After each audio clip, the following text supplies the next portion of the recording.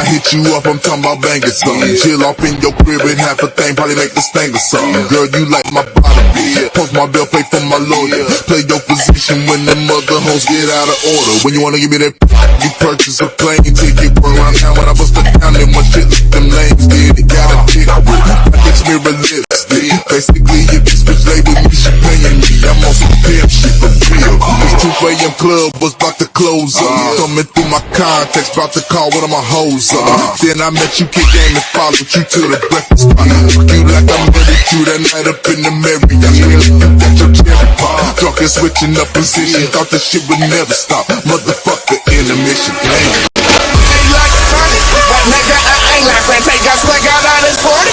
Then I'ma start this match. And I want to make a nigga. I get down at the Texas on the way that on my level. Not even up in my bracket.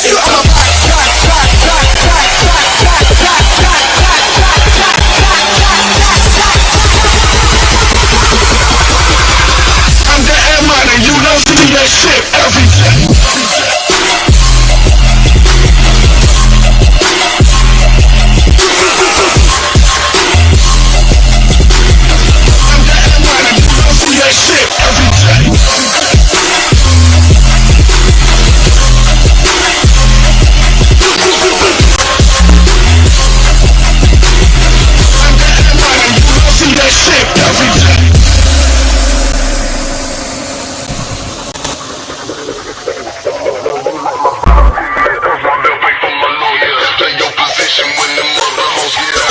When you wanna give me that, you purchase a plane ticket. Run around town when I bust it down, then my shit, them lanes did. It got a dick with my bitch mirror lips, yeah. Basically, if this bitch lay with me, she paying me. I'm on some pimp shit for real. This 2 a.m. club was about to close up. Coming through my contacts, about to call one of my hoes up.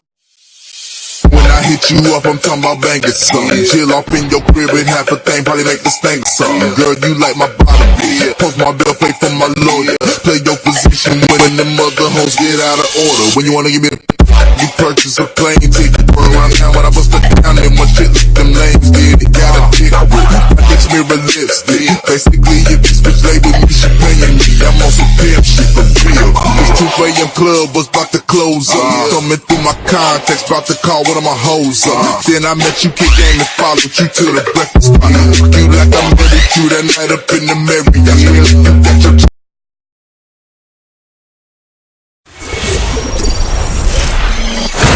This is the OMFL.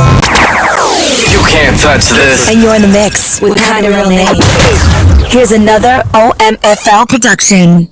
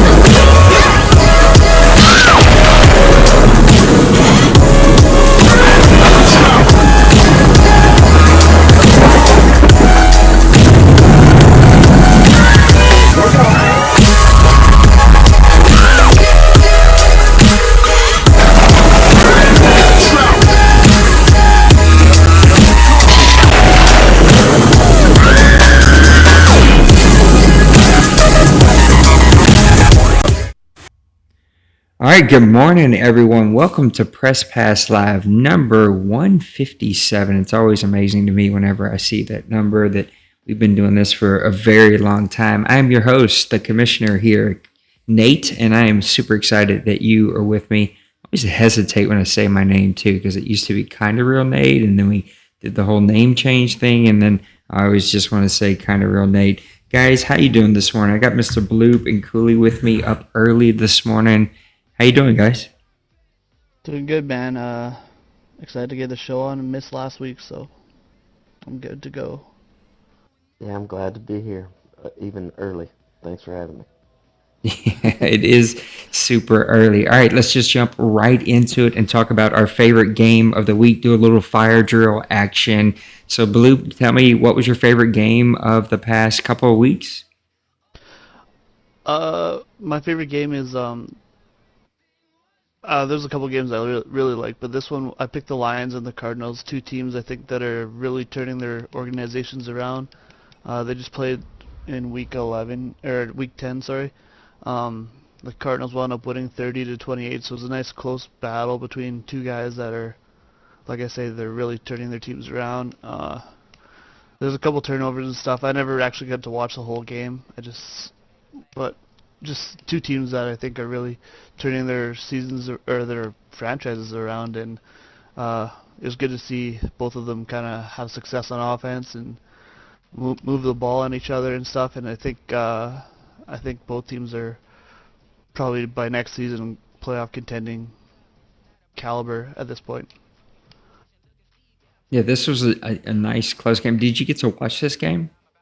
I watched. I think I watched like maybe a quarter because I was at work during it. But um, yeah, I stopped in or checked it out and saw a couple things. But I don't know. Just look at the stats and stuff. It's kind of just nice to see these two teams building up and improving from where they were like a season or two ago. Yeah, Slay stays red hot with an interception. Kirk goes off on the Detroit Lions, 11 receptions, 150 plus yards. So a good game between two good teams. This would have been fun to watch. A lot of firepower with two young quarterbacks that play completely different, but both pretty dynamic. Mr. Koolie, what was your favorite game for the past couple of weeks here? I think maybe I'm going to go with the Rams and Seahawks that went to overtime. The Seahawks, big NFC West battle, and the Seahawks won, but both kind of in different styles. Seahawks were passing, the Rams were running, and went to overtime. I didn't get to see this game either, but just kind of going through them, um, looked like a very good game that went to overtime. Both those guys are good players and have been battling, so that's the division I left to come to the NFC South. Um, so those guys are tough to beat. They're good players. That would have been a good game to watch. Gurley goes off in this game 20 for 160. Time of possession was almost 50-50, which is something you don't really see a whole lot of. And then something you definitely don't see any of from Mo is he had four turnovers, and that's just something that Mo doesn't do. Doesn't turn the ball over, and so that was just super interesting to see because Mo is usually pretty good about not turning the ball over and keeping that one pretty close. I like the Steelers and Bengals. This would have been a fun one to be able to call and be able to get to watch. The Cincinnati Bengals come away with a 37-33 victory. This one really was about just efficiency for both of these teams on offense. The Bengals, we're going to talk about in just a little bit, have one of the more high-powered offenses in the league. And anytime there's just two numbers that always seem to be connected often, and that's time of possession and the score. Anytime that time of possession is close, the score is usually close, and if it's a blowout, vice versa. And this one was 1941 for the Steelers for 2019 for the Cincinnati Bengals. Looks like they scored a late touchdown in this one that put it away. Goff is playing outstanding, 344 passing yards, two touchdowns, one interception, QBR of 118. Colt hung right there with him, 268, three touchdowns with the two interceptions. Neither guy had a great day rushing the ball.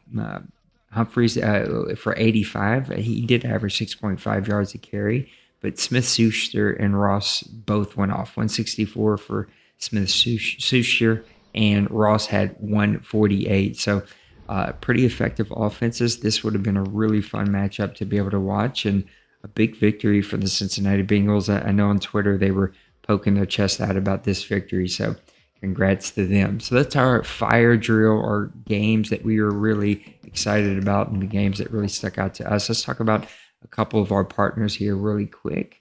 I don't think this is going to be it. No, this might be it. Let me go back. I hate Safari on this stupid thing. This is not it. This is the PUBG thing. Can we go back?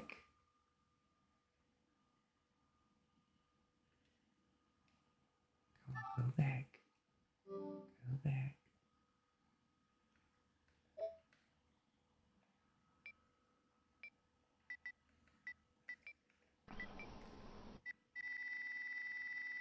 Well, if you want to enter the PUBG skin contest, this is exactly how you do it.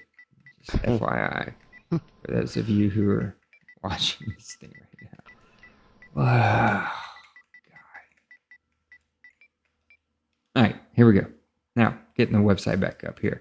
Talk about our partners that I'm actually wearing a shirt, but it's freezing in my house right now. So I've got a sweater on, but our partner that we couldn't do any of this without, and that's daddyleagues.com. So daddyleagues.com is the website where he hosts our Madden leagues, all of our stats, our everything that we need, from rankings to stats to rosters.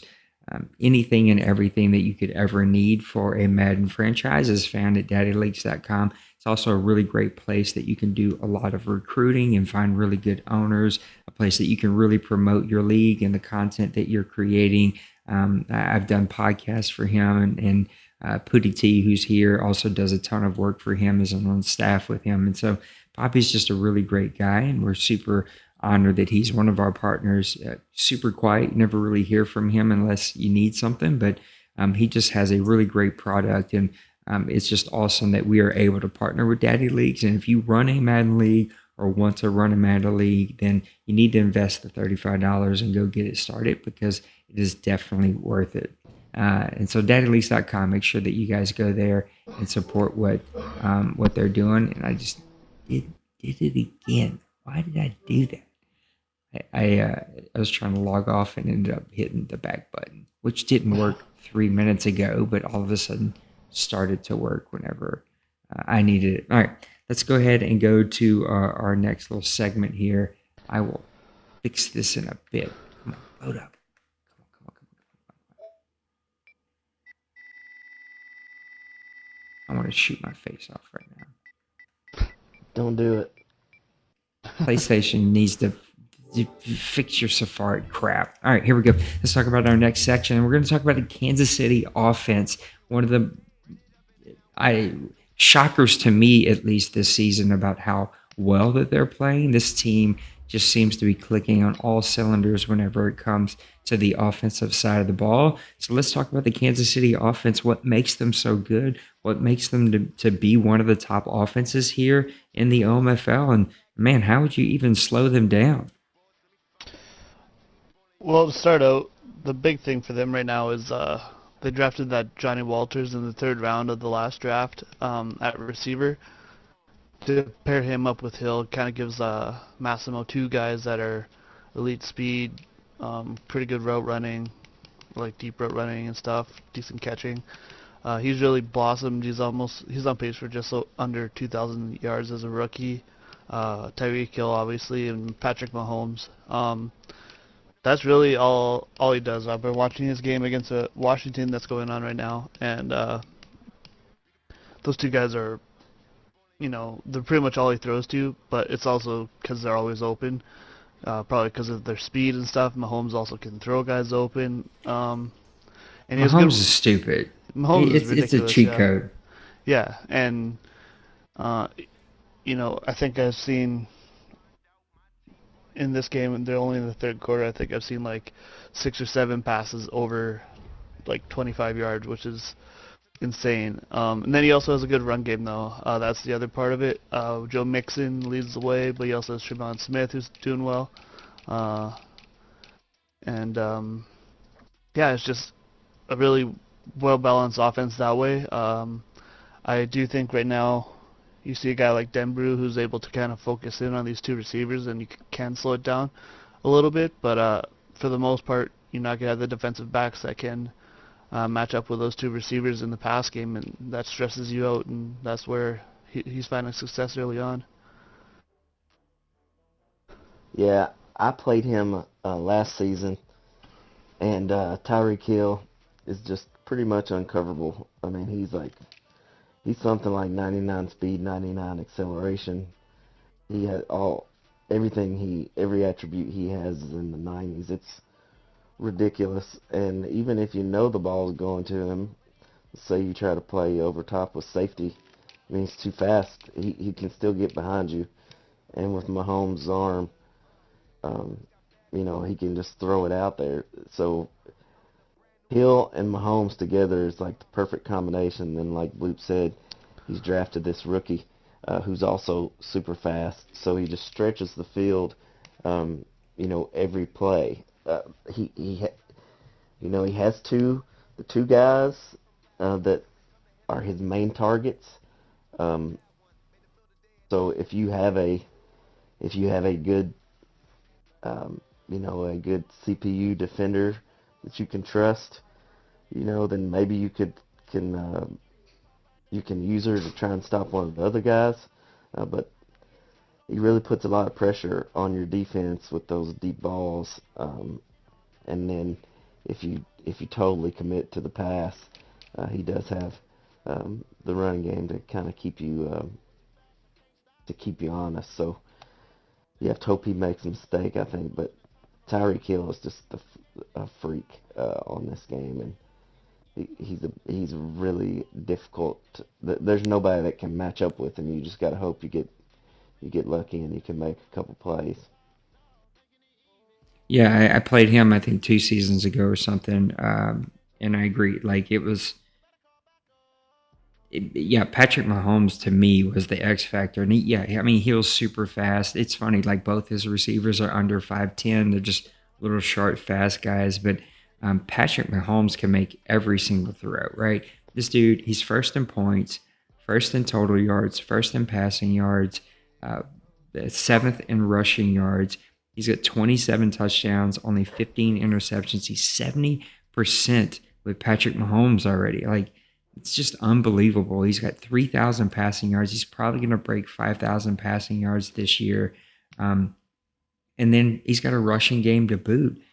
Mixon's 691 rushing yards, 9 touchdowns, averaging 6.1 yards a carry. Smith, the backup, is averaging 4.8 yards a carry. And then, just for a little cherry on top, Hill's got 4 rushes for 43 yards a carry, 172 yards, and 3 touchdowns. So Hill has carried the ball 4 times and has 3 touchdowns. Just, it's stupid. It doesn't even make sense how good and efficient this team is. Massimo has always been a pretty good offensive player, but I mean, he's just kind of on a different level now with all of these cheat codes that he has. The question mark for me is going to be, how do you pay all these guys, right? Like, I mean, they're all young. So you've got a really young team that's going to stay young for the entirety of this Madden.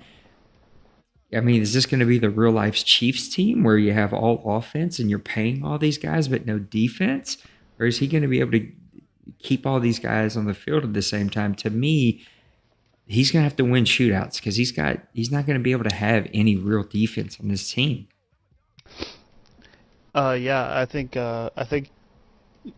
as far as having like an elite defense, I think you're completely right. Right now he has a decent little formula going where he has some. He's good got pass. squeaks, which doesn't hurt. Yeah, and I've been watching this game against Washington, and he has a couple he has good man coverage corners, which makes you kind of hold the ball so Speaks can get there, and he has another defensive end who's pretty fast. I don't think he's like an elite player, but he's a fast guy, so he can get there too. So having that helps him, but I think, yeah, you're right. I think he's going to be in shootouts for the rest of the cycle. I think he seems to be okay with that. I think he actually benefited himself by actually just focusing on that and like spreading the ball out even more than he already does. Because, I don't think there's any way he's going to turn into a great defense. It's nice to have Johnny Walters on a rookie deal, though, but I know he's had problems with keeping Patrick Mahomes in his cap structure, so that's going to be his biggest issue, I think, is going forward, because Mahomes will want like $38 million a year or something like that, and that's going to be really tough. Really tough. And if you lose Mahomes, I don't know how well this offense works. Speaks 27.5 sacks. That's I think it's number 2 in the league, or number 1 in the league. It's amazing. But then after that, you've got Lee's got 3, Saunders has 3, Griffin has 1.5, and he's got a bunch of couple guys with 1. So, like, he doesn't even have a whole lot of firepower to get after the quarterback. It's really all about his offense and just outscoring. What's the score update on this Redskins game? 24-21 for Washington right now. The Yeah, so it's Chiefs just scored a touchdown to make it closer. if you play a team with really good offense or a really good defense, I should say, and that's what's going to happen when you get to the playoffs. I mean, you're talking about the elite of the elite. He's going to have to figure that out, or he's just going to break a bunch of offensive records, which are great. But he's not really going to win anything because ultimately he doesn't have the defense to go with that offense. Yeah, exactly. And I think just to finish up on the Speaks thing, I think Speaks is a good player, but I don't think he has anything that's so elite that you can't stop him. Like, I'm pretty sure you could double him and stuff like that and give yourself time. That seems to be what Denver's able to do right now. He's given himself a lot more time in the pass game, and like you say, Speaks is the focal point of that, and it's really helping him out right now as they play at this moment. Yeah, I was trying to look through his cap situation. He's got Mahomes and Honey Badger that are going to be up this year. Those are his two big guys. He doesn't have a lot of cap room. So I think he plans on franchising Mahomes, but like that's gonna run out sooner or later, especially with these other quarterbacks getting high numbers. Like that number's just gonna keep going up, and that's not gonna be the long-term answer either. no, so next year he may can make it work for the next year. It'll be the next one that will really test what he's able to Yep. do, and his defense is definitely behind his offense at this point as far as his players. I mean, if he can, if Speaks can continue to, but like Bloop said, I mean, he's not like an elite pass rusher with a bunch of superstar abilities that you can't deal with. Yep. So, if you can come up with a plan to kind of slow down any kind of pass rush, you'll have some time. And he doesn't have a secondary he doesn't have one of the top secondaries. So, there are ways to score on him. It's just can you outscore him? Yeah, I mean, not to jingle any bells here, but I mean, when you play a Cooley, a Bloop, a D Wayne, a D Money, any of these top defenses that can scheme around some of your firepower and use are really good, you're going to have some different answers. Now, he does have a really great running game, so he does have some different answers, but man, you got to figure something out on defense because you're not going to put up 35, 45 on each and every team. So it's an interesting team with a great offense, and I think what would be fun is if the Falcons wouldn't have missed so many games here.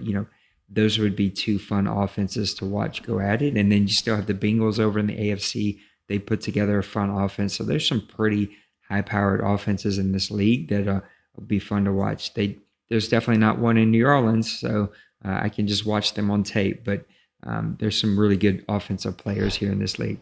All right, let me talk about leaguecrawler.com. Everybody knows about how big of a fan I am of Matt and the work that he does. Matt and what he's created at League Crawler is just one of the most underrated Madden sites that you can find, and really adds a lot to the Madden community, from leaguecrawler.tv to ratings of leagues and owners. Again, you need to take a couple of minutes, create a profile on there, go find the leagues that you play in here, especially the two that are represented on this show, TFL and OMFL, and go get them a rating. Go give them some comments on their league page, and let people know, hey, this is a place that you should be. So we appreciate Matt and everything that he's done for us, and appreciate all of his support, and we want to support him and support his website. I'm there every 3 days on advance. I make sure that we go post. So make sure that you guys go and help out Matt and support his website. All right. It's season 88. We're in week number 11, just advanced really late last night. And I thought this would be a good time to take a step back and look at what is most improved. And so this is an opportunity for you to talk about what are some surprises, some things that you didn't expect to happen, and who are some of the most improved teams in this league for season 88. For me, there's a couple of options here. I would say Koolie, but I don't want to talk about his team like I did last night in our TFL show. So I'm going to go with I'm gonna go with the Cleveland Browns. I was kind of high on them to start the season, but this year they're off to a 6-3 start. Their offense is still, not the greatest offense, but it seems to show signs of improvement. He's coming around pretty well. Has 5 wins at home already. And I think we on the show, like you guys before I was on it, and even since I've started being on this show, we've always been pretty high on the Browns, like what they do roster-wise and stuff. It's just about what kind of performances he's getting, and this year he seems to be doing it. Taylor Harper, his second-year running back, is kind of leading the way with almost 800 yards so far this season. In the past game, he's spreading the ball around really, really well. Tremendously. Yeah, and getting a guy like George Kittle in there and stuff is really helping him out too.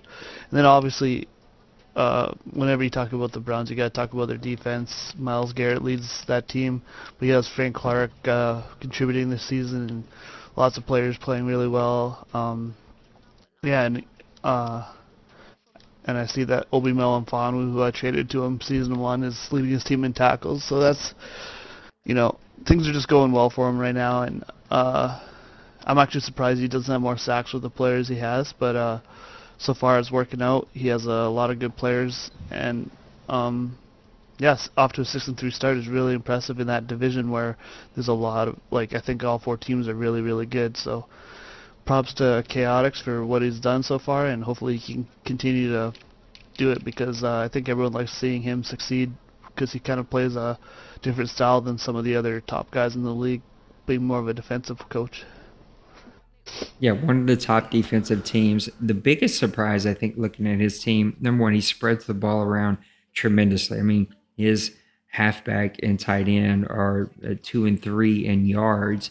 But if you look at his top 4 or 5 guys, they all have in the 20s catching. So he's spreading the ball around. He's making sure people touch the ball. But the biggest surprise is, he went out and traded for Von Miller, and the guy's only got 2.5 sacks this season. So that's a big, big surprise that if he can get Von Miller going to go with Garrett, that team's going to be tremendous on the defensive side of the ball. You'd like to see some more firepower from that offense, maybe stretch the field a little bit more, some more big plays, but he's running the ball really well. He's passing the ball, spreading it around so he can't really key on anybody. He's playing effective defense. So definitely a team to watch for. Who's your most improved team or player, any of that? What's the biggest surprise for you, Koolie? I may go, I don't know that maybe the biggest surprise, but I'm kind of impressed with are the Miners and what they've been able to do. They moved, obviously, and changed their nickname. But Tyree Jackson, he only has his 13 touchdowns, but 20 interceptions. That guy, he puts up a lot of yards. They score a lot of points. That guy's not one of the best quarterbacks in the league. He's good. Also got 4 fumbles to go with all those interceptions too. And yet they're still 6-3, and they've won 4 in a row. He has a running game that he, has 2 good running backs with Melvin Gordon and Sony Michel, and he also runs with that quarterback quite a bit, hence those fumbles. But he spreads those around, and then he has the 2 good receivers, and he has a tight end in Hunter Henry. Keenan Allen and Taron Gator are both. I think they may both be superstar receivers. Yeah. So on the outside, which makes that a tough passing game. If his quarterback is, able to get it to him and is accurate, that's a tough offense to stop. And then, of course, on defense, he has Joey Bosa, who somehow is, I don't know what Superman. he does. Yeah, 26.5 sacks, and the next guy on his team has 3.5. He may have more sacks than my whole team, Joey Bosa may, and it's crazy. And then, he's just able. He has some other players in the secondary there that are, he's able to use. It looks like all of his, looks like all of his defensive players kind of. I think he just has a scheme that is fitting him, and 6-3 at this point, and then it's just kind of impressive that he's at that spot, because if you look at that team, it may not be a 6-3 team, but he continues to do it, and he has those. It's just a dangerous team because if his defense, the offense is going to be there if his quarterback's accurate, and then if he can find a way to make you hold the ball a little bit, then Bose is going to get there, and it's really hard. If he puts you in second and third and long, the whole game, that's how you win. And It's Kansas City light. Yeah, Yeah. it kind of is. I'll just real quickly say about their defense there. I played them quite a bit, and he has probably one of the best defenses for man coverage in the entire league, and that's where you get that time. You can't throw to a guy in man coverage right off the snap, and that's where Joey Bosa comes up and gets you. So it's a really well designed defense in that regard as well. Yeah, and I'll say I know that we talked about Kansas City a little bit ago, and they have tremendous receivers. I have not played him since he's gotten both of these receivers that he has, this rookie to go along with Hill.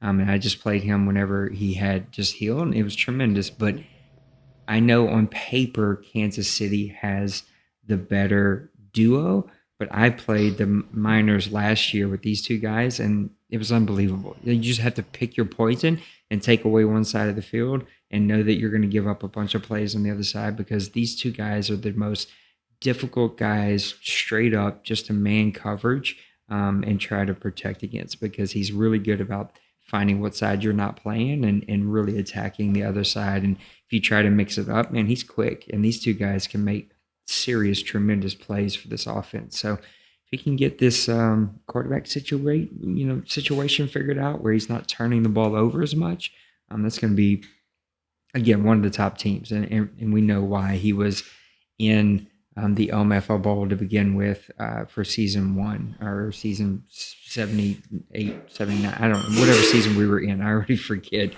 Season 76, I think it was, whenever we started. All right, let's talk about our other partner, our Xbox One partner, Soden, over at SodenBowl.com. There are Madden Xbox One partners. They're putting out tremendous content, lots of shows, really great graphics. You'll see them in the chat a whole lot. So yeah, go support Soden. If you're on Xbox or you know people that are on Xbox, send them over to SodenBowl.com. You're going to just be in a league that is super, gives you a lot of opportunities to be engaged and gives you a lot of really great content that you can chew on. And they're one of the leagues that really pushed us to up our content game, so to speak, as we continue to do a little bit better. So go support Soden over at Soden Bowl. We appreciate them and appreciate everything that they do for us. All right, we're going to do a little toss-up segment now, and this is going to be a little bit different, something that we haven't done before, so you're not going to see a whole lot on the screen, and it's just going to be us really talking here. But let's talk about some toss-ups and just pick which one of these things that you guys would like to have. So we'll go with the first one. Falcons or Bucks? The NFC South has become one of the greater divisions that we have here in the OMFL. Super shocking, comes out of nowhere, mainly because I guess the Falcons have been gone for so long with the holidays. But you see them here, Falcons or Bucks. Who wins the NFC South? This is a tough one because all 4 teams are still kind of in it. But if I had to pick between the two, it's hard to pick against the Falcons. Sorry, Koolie, but if he comes back, he's still an elite player, obviously. I don't think either of his losses are actually, or no, he did have one loss when he actually played against Mo. And I think the Bucks are going to put up a good challenge all year, and I think potentially they play this week, so we'll see, because that could go a long way, however this game goes. But it's hard to pick against a guy that has won like 6 of the last 7 Super Bowls, so I gotta take Falcons. But I do think the Bucks, I think the Saints and the Panthers are both part of this conversation too. But I think right now, you gotta chase the champ until you beat him. So that's what I think right now. Now we're forcing Cooley to talk about his own team here. I'm definitely picking the Falcons. I mean, I've not beaten D Money yet. I didn't even beat his computer team. So if he's unable to play this week, then there may be a chance that Tampa could get there. I like my defense has finally started to show up. I have a really good run defense this year. That I think my offense is still better than my defense, but if you looked at the stats, my defense is probably the better unit this year. There's still a couple of pieces I'd like to add there, including if I could get a great cornerback, that would really be a tough defense because I have good linebackers and a defensive lineman. I got Calais Campbell, who is superstar X Factor guy. He's been really good at stopping the run. He has not been the greatest pass rusher, but in a 3-4, that is a little more to be expected than if he's a 4-3 end. But we've had a good year so far. The problem is I'm 7-2, and I'm only one game ahead of everybody in the division. So, had a good year, but there's a good chance I won't even make the playoffs. So, got those division games coming up the end, and it's just until until D Money, I'll have to pick him until somebody proves otherwise, because he's pretty much on this league here recently. Oh my God! You're not going to make the playoffs now? Is that what we're doing? Come on! You're going to make the playoffs. 6-3. The Panthers are you beat me 6-3. already. You beat me already. The Panthers are a facade of a 6-3. I think that you're going to win this division. I'm going to go away from both of you. I'm taking the Tampa Bay Bucks. I think he cannot play again. I think you're going to get a CPU game. You're going to be able to beat the CPU. It's going to give you a little bit of a lead. I think you'll make a run, and I think you may even stumble one more time, and that's going to get you in the playoffs. Either way, you're going to make the playoffs. You're a very good team, and this is going to be a fun battle to watch as he kind of gets back into it. My kid has decided to wake up and make the most noise he possibly can make right now. I do have to play you and Bloop coming down the end, so that's... Well, I'll beat Bloop, but I don't know about two you. average teams. Come on. All right, toss up. Toss up. Let's talk about offense. Who has the better offense? Are we taking... my brain went blank there for half a second, but the Kansas City Chiefs are the Las Vegas Raiders, who've really come out of nowhere. They're one of my biggest surprises this season. They're playing really good football. Oh my gosh, why can't I find them? I passed them up. Where are the Raiders? Anyway, which offense are you taking? Toss up. Raiders offense, which is number 2 or 3 in the league, or the Kansas City Chiefs that we've already talked a lot about? I definitely got to go with the Chiefs on this one. They're if you actually look at the full numbers, like offensive yards, they're 600 yards ahead of the Raiders right now. Pass yards, they're 200 yards, but 400 yards rush yards ahead. They're also averaging 14 more points per game. The Chiefs are just the real deal offense. The Raiders are looking nice, and I know their defense kind of struggles, so their good offense isn't really translated into wins as much. But the Chiefs are just a dominant offense this season. I don't think anyone's within even a touchdown per game as the Chiefs, so they're obviously looking really good right now, and they're just kind of on their own level at this point. Yeah, it's definitely the Chiefs for me.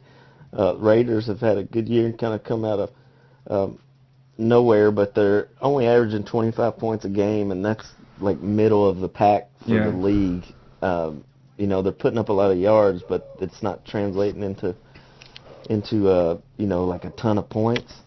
And the Chiefs are capitalizing and 40 points a game is crazy. Yeah, and they just finished off their win against the Washington.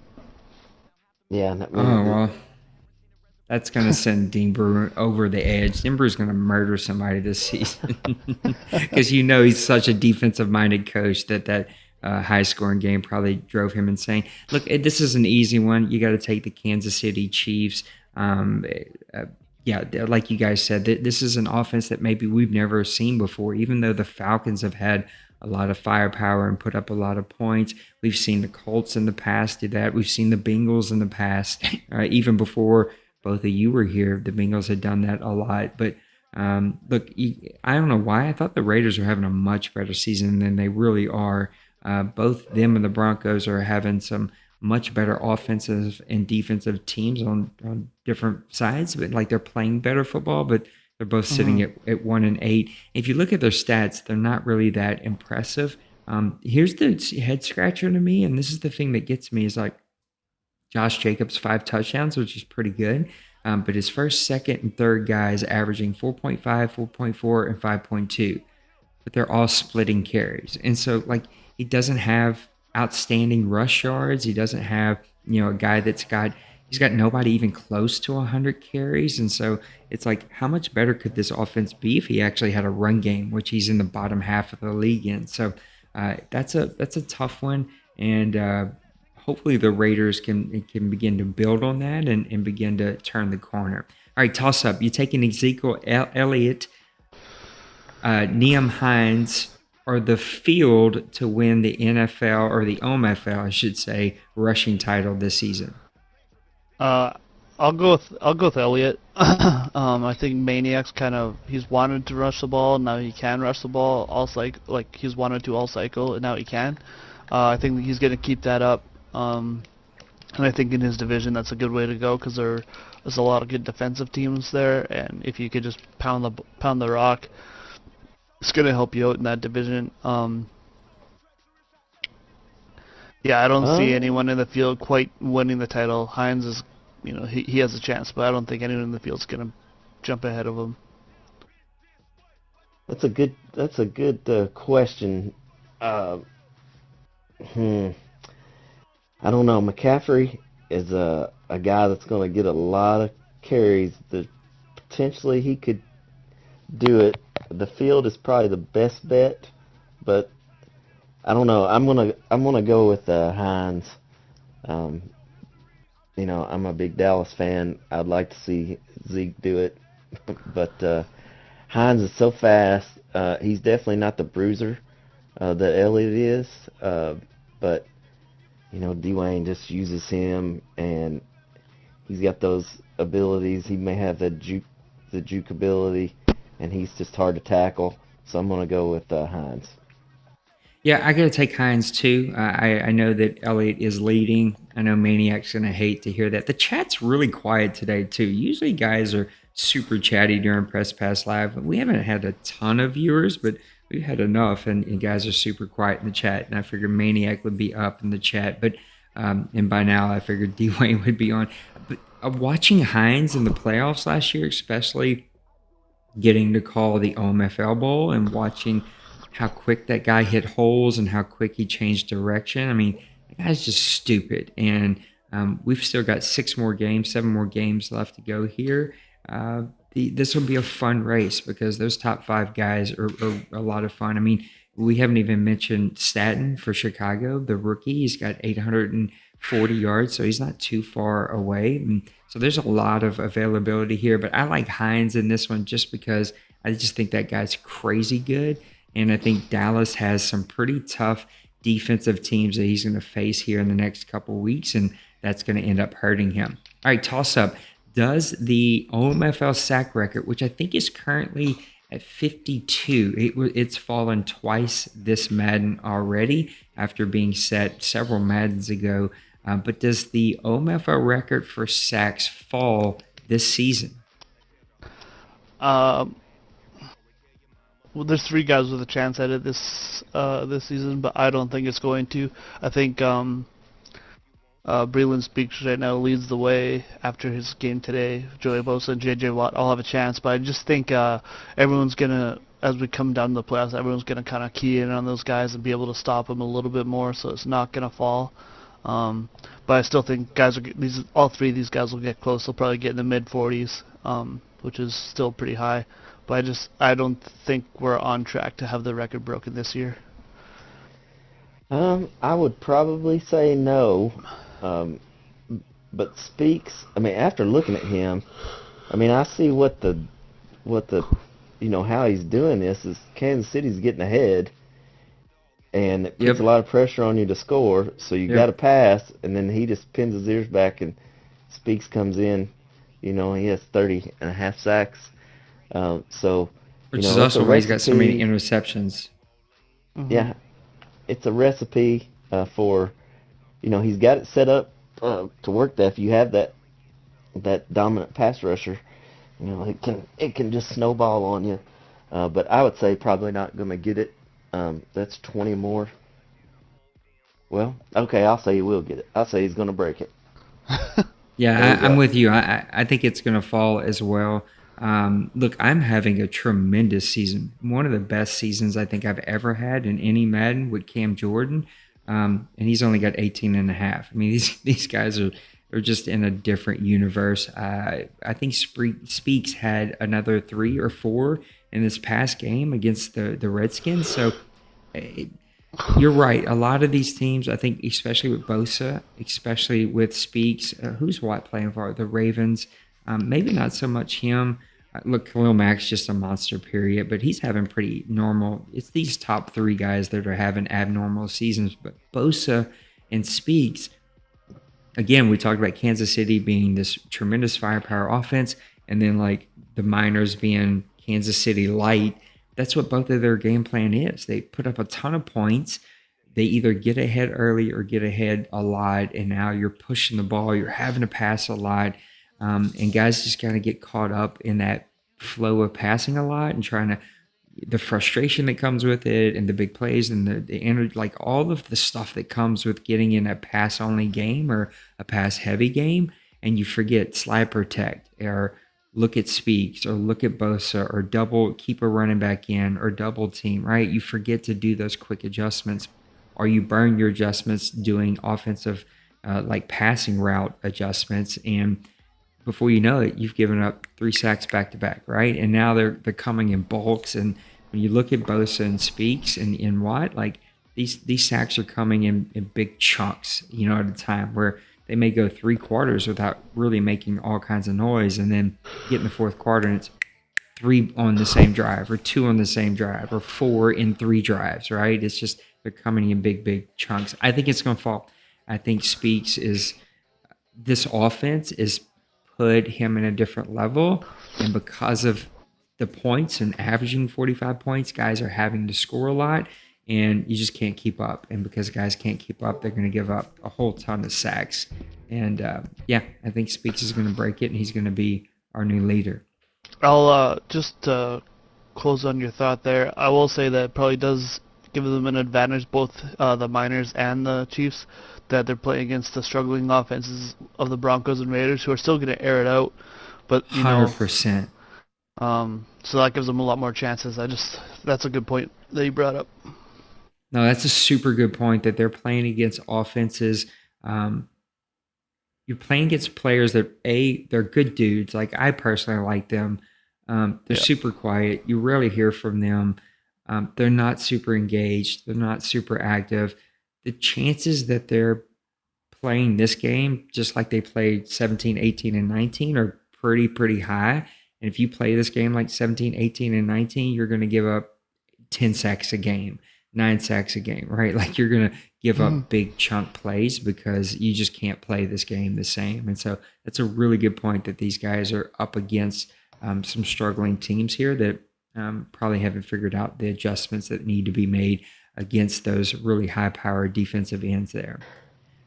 All right, talk about one of our last partners here, Shopmaster, shopmaster.com. I love Shopmaster. He just does some really great content for 2K and for Madden. He's been a little quiet over the holidays. I don't know if he's just been busy, if he's been traveling a lot, but Shop is just a really great dude that's doing a lot of cool things. And so make sure you go follow Shop on YouTube, subscribe to his channel, make sure that you follow him on Twitter and subscribe to his content there. And then go check out his website. He's just putting out tons of great content on his website, shopmaster.com.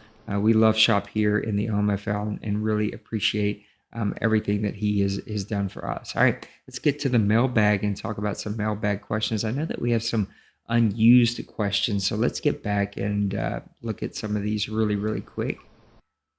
Boom, with this really slow Safari. All right, here we go. Covered these. Here we go. All right, Denbrew asked this, and I think this was a really fun one, and that's what I saved. He says, have you made a trade in Madden 20 that in hindsight you regret, or did you not pull a trigger on a trade that you wish you would have? Any trade regrets one way or the other for either one of you guys? Cool, I'll let you go first. I gotta think what I've been doing. I'm normally not a big trade guy. I usually try to build through the draft. I don't trade a lot. I'm not sure if I've traded at all in OMFL. I was trying to think. I don't think that I have. I think I traded in my other league that involved draft picks and Jalen Smith, and that was all cap related because I could not afford him. So that was like a sign and trade deal. I've not traded in the OMFL. Some guys, that's like their thing. They love trading and building their team through that way. I kind of like to, with the team that I'm not like a fan of, I'm the Buccaneers, and I'm not a Tampa fan. I'm a Dallas fan, so I don't really have any loyalty to these guys. So it would be a little, or any feelings. So it'd be a little easier for me to trade here, I think. If the right one popped up, I've discussed a few, but we've never really finished those. But most of the time, if I'm trading, it's usually a draft pick, salary cap kind of thing, or there's just a one certain position that I feel like I really need. There is the trade deadline hit this year before I realized it because I wanted to talk to somebody about a trade, and it got past me. So for me, there hasn't been any, but that's probably going to be the case most years because I'm not the biggest trader. Bloop does like to trade a little bit, so he'll probably have a lot better answer than I will. See, my thing is I usually just trade players away for draft picks, so I don't really regret anything that I've done so far. Maybe season 1 I could have used, like I traded Philip Dorsett to D-Wayne, and then he went and sat on D-Wayne's bench anyways, and I could have used a speedy receiver that season just because the way my offense wound up working out, it just wasn't explosive enough, so maybe I regret that. One that I am happy I didn't do is at one point I had Chase Winovich trade talks going with him when he was a rookie, and I wasn't using him, and I wound up just saying no because the return was terrible.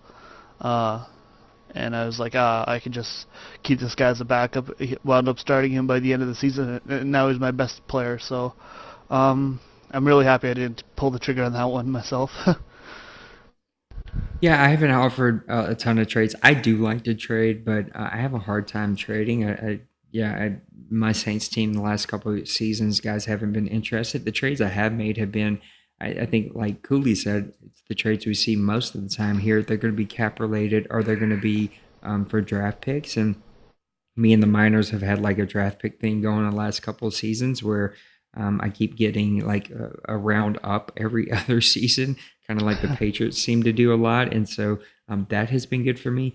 The biggest trade I think I was offered was actually changing of entire teams. And so I don't regret that because I have my Saints. I regret being in a division where I got to play 4 studs and the best player that the OMFL has ever seen in D-Money twice a season. But outside of that, I don't regret not swapping teams.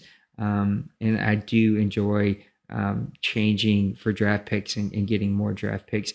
I think probably the biggest deal that I do regret, if I have any regrets, and I don't have a ton, is that one of my import players was a guard.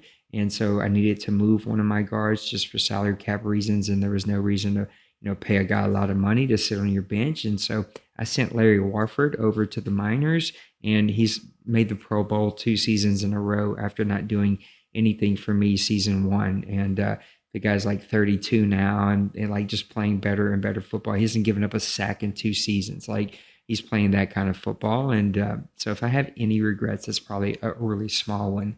Dwayne said this. He says, biggest surprises, good and bad, team surprises, good and bad this season. I know we touched on some of them, but are there any other surprises out there for teams? Yeah, I'll because we talked about the good ones, but I'll talk about a bad one. Yeah, I think Well, and I Dawson. think we've kind of, yeah, that's what I was gonna say. That's the main one, for me Yeah, too.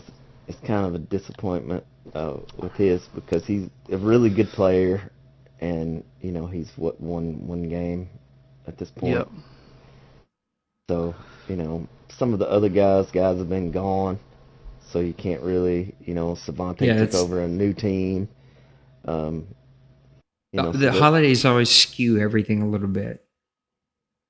yeah, the Packers have been gone a little bit, and so you just some of those guys. But I tell you, probably one of the teams that's a little disappointing that's not in that, not like at the bottom for me, are the Rams. They're 5-5, and they were 4-5, and I think they won this morning. So I think they're 5-5 now, and that's a better team, and he's a better player than that. So I think he's kind of started off a little rough. Obviously, Price still has the chance. I haven't looked at those NFC West standings, but um, he still has a chance to make the playoffs there with Mo. But it's going to be difficult with the two game, being behind two games and losing to him the last time in overtime. But Um, yeah, and for me, I gotta say the Eagles are one. Uh, you know, Will Koch, uh, he's a good player, and he was always good in the OMFL too when I was over there, and um, it's been surprising the last two seasons after I think he made the Yeah. NFC conference finals the first season. The last two seasons he's really struggled, and he always puts together a good roster. He always gets lots of veterans, but I'm wondering if he's just like maybe lacking a little bit of youth, kind of like speed players or something. I don't know what it is exactly. He doesn't score a lot of points is his main issue. His defense is still really, really good actually. But yeah, that's always a little bit of a confusing one. Although to be fair to him, that division's a really competitive one, so he's probably losing 1 to 2 score games often. I'd say the Browns are a big surprise to me. Look, now when the holidays get here, he gets more time at home. He gets a better chance to not only focus and really game plan and play his football. He probably has a better internet connection. It's just like everything's just better when that poor guy can be home. I mean, he travels literally like probably 300 days a year, something stupid like that. And so the Browns are a surprise this season for the good way, and we talked about them, but not a massive surprise for me. I'd also say just the entire NFC South. I've been lucky enough to kind of keep my way in there, but like Big Hurt is a great player, a very, very good player, but I just didn't think he'd step in day one with this roster and be able to begin to win with them. Cooley has played much better than I expected from him. He's always one of the top players in this league. I just didn't think he'd be leading the division, and then none of us knew that the Falcons were going to, have 4 or 5 CPU games or whatever it's been. Even though, to be fair, he's won a lot of those CPU games. I think he's only lost 2 of them, so it's not like the CPU has let him down. But that whole NFC South is a tremendously good division. I think Cooley pointed it out this morning when we were getting ready for the show. We're all sitting at 6-3. I have a fairly light schedule that should set up for easy, but man, I freaking lost to the Bills a couple weeks ago. So, I mean, if you don't show up in this league, it doesn't matter who you play, you'll get mashed in the teeth. So, I think those are some of my surprises. The Washington Redskins, Dimpru, he just boasts. I love the way he does these messages. He says, "Good morning. Thanks for taking my call. 5'11" and a slim 195. Ding, I don't have anything to ding with." But he says, "Which owners do you feel they could have taken any team and any roster and made the playoffs with that team in season 1 of Madden 20?" I think that's a good question. What owner do you think could have took almost any team and any roster and been able to make the playoffs? I think we have some pretty easy common answers here. Yeah, I think the obvious ones, D Money, D Wayne, they're going to. Yep. I think Colin's a guy he's always really good. He's made the playoffs every year, been really good. Denbrew, Mo, and there's lots of other good players that probably could take almost any team and make the playoffs, but those are the guys that for sure 100% definitely would make the playoffs every single time to me. Everyone else, there's be a lot of guys battling and stuff, but sometimes it might not be the best fit, and we've seen guys kind of up and down and all over the place. But those are my five. I would say that would pretty much step into any roster and make it. Yeah, those are probably the guys. I mean, D Money's going to be able to take a team probably and get there. Mo and D Wayne, those are kind of the big three, and then you throw in those other two guys that Bloop's talking about, and they're just good Madden players and know how to use the players that they have to win games, and not everybody. Some people need a specific scheme to be able to win or build it that way. But I think those guys are versatile enough that they can do a good enough stick skills to just win, get in the playoffs, even if they have a team that doesn't fit their style. Yeah, I think that I agree with both of you guys. D Wayne, D Money, and Mo of the Seahawks. Mo, I think Bloop may have said Mo the Titans, but I would go Mo with the Seahawks. Either way, Yeah, both that's what I Mo's are meant really too. great players. I think those three could take any roster, any year, and make the playoffs because they're just really, really good players, like you said, Koolie. I'd say right there on the edge would be both of you. I think you're both right there on the edge. I think Mo with the Titans is right there on the edge. That maybe not any like just out of the box roster, but a roster with very minimal tweaks. I think both of you are really good players. Mo with the Titans, a really good player. Jason, Cly, he's very, very good. So there's definitely some teams that are like right there teetering on the edge. I think if I had a quarterback with a real arm, I could, manage my way to make the playoffs if I wasn't playing the Falcons twice a season, every season. I'm not saying that I'd go deep, but I made the playoffs every season in Madden 19. So I think you guys are right there on the edge, but any roster straight out of the box, definitely going to make the playoffs. Those are my three guys. His second question, he says, is there any certain position or position group that you must have a talented player or players for you to be successful? We've touched on this a little bit, but what do you guys think? Is there a certain position where you have to have a super talented player here? For me, there's two spots. Quarterback, obviously. I'm going through a rebuild right now with my quarterback. He's 71 overall at this point. He's good, but a rookie quarterback and a first-year quarterback aren't good enough to go win games by themselves the way like Tom Brady did. I had 70 overall receivers with Tom Brady, and I was able to win games because he's Tom Brady. Jake McAllister, he's playing really well for me, but it's just a completely different animal. And then my second one would be cornerback. You need at least one good cornerback to shut down like a top receiver on the other team. You don't necessarily need receivers or running game to win in this league, but you need at least one good cornerback to slow the other team down because the run game you can stop. You can kind of game plan around the other side of the field, but if you got one really good corner, you're going to be able to succeed in this league. Yeah, for me, I don't know that there's any one position that you have to have a great player. I mean, you have to have some great players on your team, but they don't necessarily have to be at a certain position. But I probably would agree with Bloop that cornerback. Tampa Bay I don't have great cornerbacks, but they're good. Didn't you just draft one that's really, really good? I know you drafted a great safety. Yeah, no, I mean, no, I don't have a great cornerback. I just have some decent cornerbacks. I mean, they're pretty good.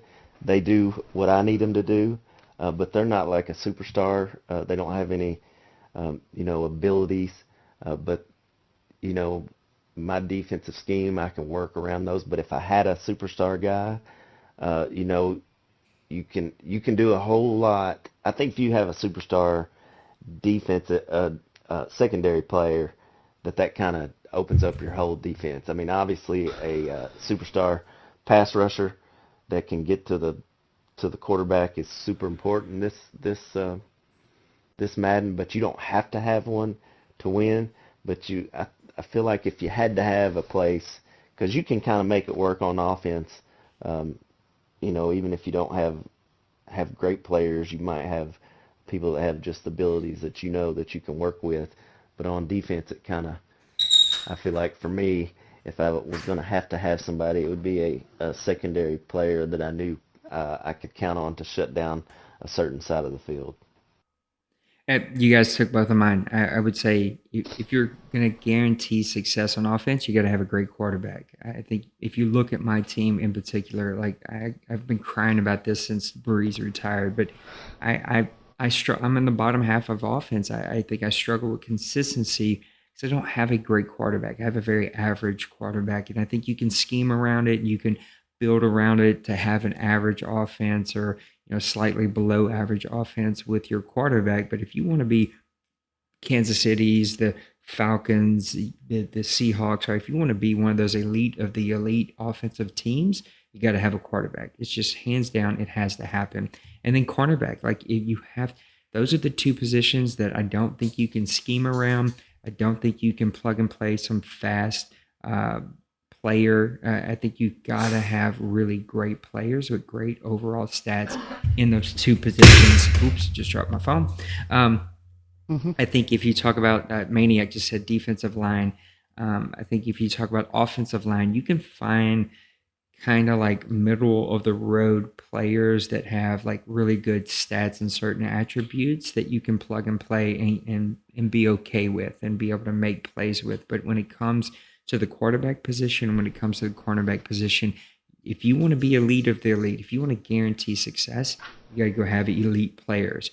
All right, Cincy Berg, who's in the chat too, congrats on your win against the Redskins. That's a big, impressive win. But he asked this question. He says, do the Titans make the playoffs after losing 4 in a row? Of course, I can't keep up with each and everything that happens here. I didn't realize that the Titans have lost 4 in a row, one of the really top teams here in the OMFL and the AFC. So did the Titans make the playoffs after losing 4 in a row?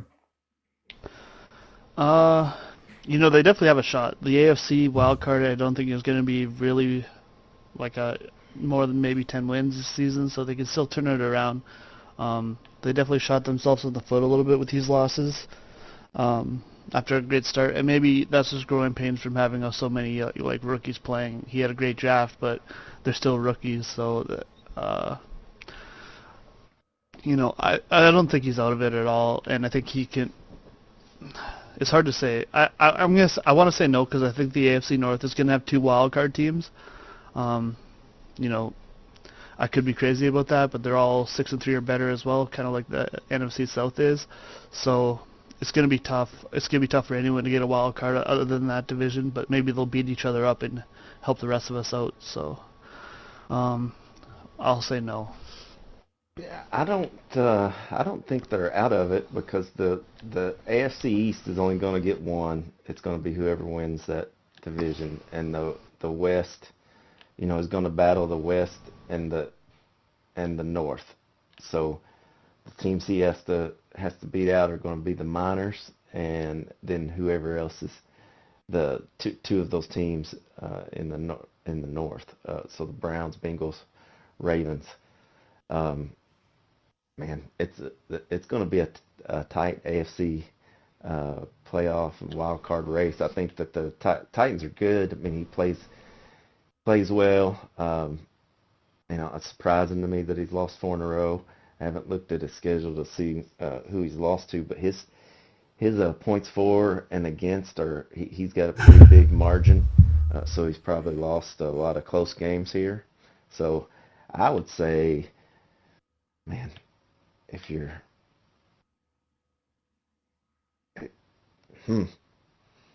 Well, it's gonna be tough. Gonna be tough. That there are gonna be like 7, 8 teams that are gonna have a real shot come down at the last end. So I'm gonna go on the side of he will make it, just because he's a really good player. Some of these other guys that are in there haven't been there before, so they're gonna have to do something they haven't done. So I'll err on that side and say that he will make it.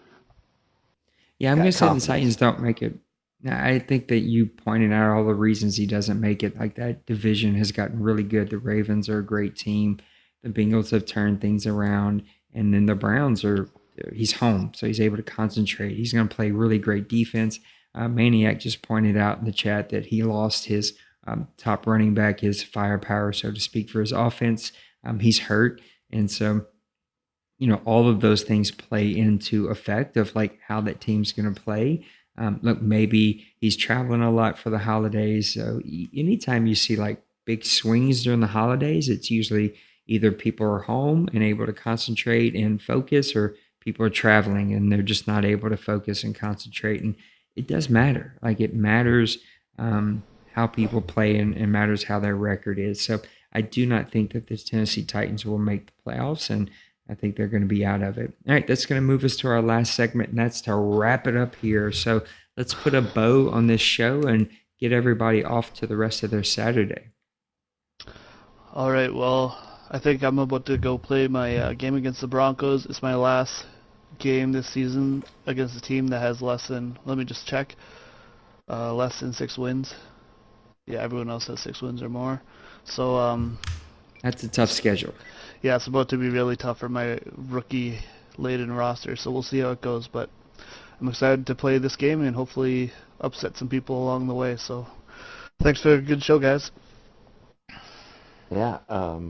Well, I played D-Money this week. I don't know if his internet's fixed or not. I've messaged him, but haven't heard from him yet. But the rest of the Buck schedule, I mean, it's certainly doable. I've got a couple, three or four tough games. Really tough games. I mean, I do play the AFC East, which is, come on. If Blue's leading it, can't be too good. But I play 3 of those guys. Still I have to left out commentate this of the game. end. I got to figure out when you two are going to play, and it has to be a game with commentary. I'm gonna have to be in the party chat with you. Yeah, we've had some good battles over the years. It's been always Usually fun in the playing Super Bowl Blue. because we're never in the same division or conference. So Yeah, always good. But I'm excited about what my team's doing. They're in a good cap place, and we could. If I wasn't in the NFC South, I would feel really good about what my team's doing. But battling for a wild card every year is not really an ideal way to not an ideal way to have your season every year. But Yeah, I appreciate you having me on, and I've enjoyed it. no, man, I love having both of you on. Yeah, look, grownfolksoc.com. I got the website up here right now. If you've never visited us, I know a lot of people from the league here watch this part or watch these shows. But if you've never seen us, please go check out grownfolksoc.com. Give us a subscribe on YouTube. We super appreciate it. Dwayne, yeah, I think it was Dwayne last night, finally subscribed to the Twitch channel. So Dwayne, shout out to you. Appreciate that after 7 years of being here. But our Twitch, our YouTube, our Twitter, we'd be honored for you to give us a subscribe and a follow. I got to call the OMFL out a little bit, that you guys are getting way outdone when it comes to content from the NBC, the TFL, and the Deuce. The Deuce has some new guys, have been just pumping out content left and right every couple days. So I'm calling you out a little bit. I went on a rant. I know that's something you two didn't get to see because it was in the boardroom, but we have people who like to play here, and I totally get that. We are here to ultimately to play, but I think 3 days is a pretty quick advance. It's not NBC style where they're advancing every 24 hours, but it's pretty quick, and most of the time we are able to early advance. But for those of us who are pushing for constant, quick advances, I'd like to see some content. Why don't you take those days and go create a paragraph or two about your team, or write an article, or do a video? And speaking of video, I know a lot of people don't watch my stuff, but I'm going to push my own content here. I do a Saints and Sinners podcast every couple of advances where instead of making you read some boring,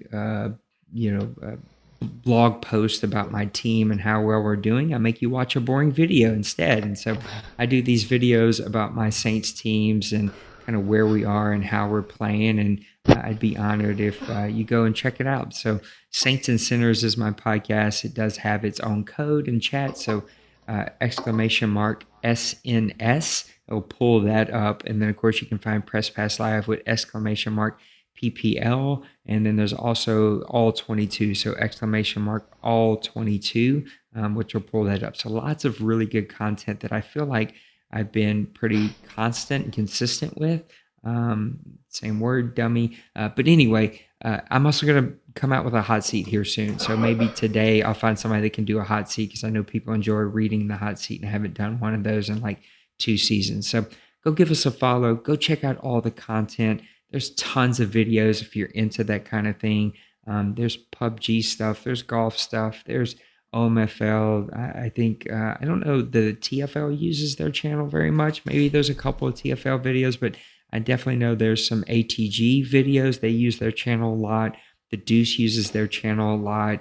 If you play in any of these leagues, if you do code !share, the word share, SHARE, and then whatever league you're in, OMFL, TFL, ATG, PFL, the Deuce, whatever, if you do that all together, no spaces, it'll give you the instructions and the art that I've already created for your YouTube to link your YouTube game video stream to its right channel. And so every league here has its own channel and playlist on our YouTube channel, and we want to fill it up with content. So if you play in the golf league, if you play PUBG, if you play any of these things and you do a stream, we'd love if you would either get that on YouTube, or if you're doing it from YouTube, if you link it to the appropriate channel. So that's going to wrap up Press Pass Live number 157. It's going to be 160 here before we know it. And before we know it, we're going to be, what did he say? Oh, burn, baby, burn. I don't know what that means, Maniac. Maniac's a crazy man this morning.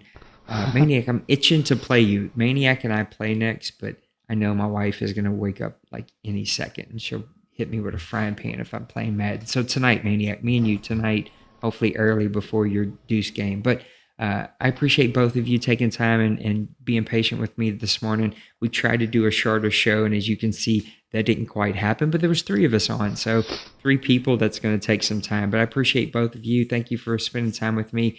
Thanks everyone who tuned in and everybody who was active in chat. Chat was a little quiet today, but for Maniac and for Cincy Berg, thank you guys for being active in chat. We love you guys. I appreciate everybody for being here and being a part of what we've created here. TFL, link me your show. I want to make sure that we're getting your code updated and making sure we're promoting it and letting everybody go watch your show. And I want to go watch it myself. So I appreciate the content that you guys are creating with.